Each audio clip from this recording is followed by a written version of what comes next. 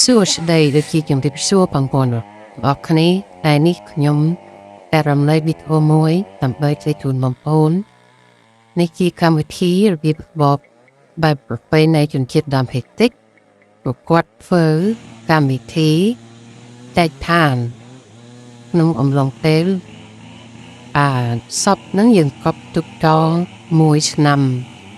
ទៅហើយពេលឥឡូវយើងចាប់ផ្ដើមឬរៀនសាងសង់ឡើងវិញដើម្បីធ្វើកិច្ចពិធីធ្វើបុណ្យតែកឋានហើយនេះគឺចាប់ផ្ដើមបាយកងមើលញ៉ាំចាំខងមើលឆ្មាញ៉ាំទៀវទៅ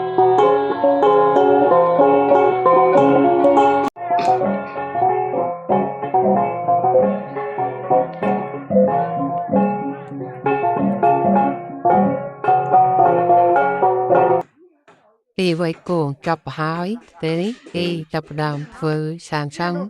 ផ្ទះថ្មីឡើងវិញគេទៅចំដាក់ទៅអីបងប្អូននេះគេជួយគ្នាទៅវិញទៅមកធ្វើផ្ទះប្រក់សង្កសីប្រក់អីមកស្អាតសូមទស្សនាទាំងអស់គ្នានេះដាក់ធ្វើនៅលើបំបី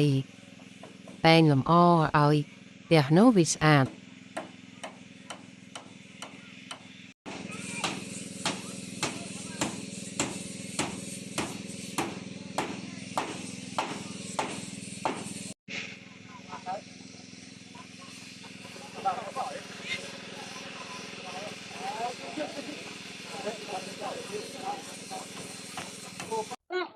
ពីលើផ្ទះដាក់លើទេសហ្នឹងខ្ញុំបាត់បានថតប្រាប់ទេបងប្អូនកន្លែងនេះមានចាស់យាយប្រកួតបាញ់អាយុសម្លេងផ្លែគោយ៉ាងហ្នឹងបងប្អូនគាត់បាញ់ធ្វើដូចជាផ្កាអញ្ចឹងដឹងគេបាញ់ហ្នឹងគឺដើម្បីមកហេតុបីខ្ញុំក៏អត់ដឹងដែរបងប្អូនហើយបើបងប្អូនដឹងជួយខមមិនក្នុងវីដេអូខ្ញុំនេះម្នាក់មួយផងហ្នឹងហើយខ្ញុំក៏អត់ដឹងដែរបងប្អូន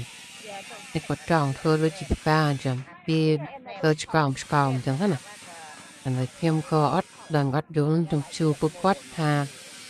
ចង់លំអតែងបតែងឲ្យបានស្អាតឲ្យវាត្រូវតាមស្តង់ដារលក្ខណៈបែបបុរាណបែបប្រពៃណីគាត់ពធអញ្ចឹងណានេះគាត់បង្ហាញគាត់ជីឆ្កោមគាត់បាញ់ចងធ្វើដូចជាផ្កាអញ្ចឹងឯងខ្ញុំសួរគាត់ដែរថាគាត់ធ្វើ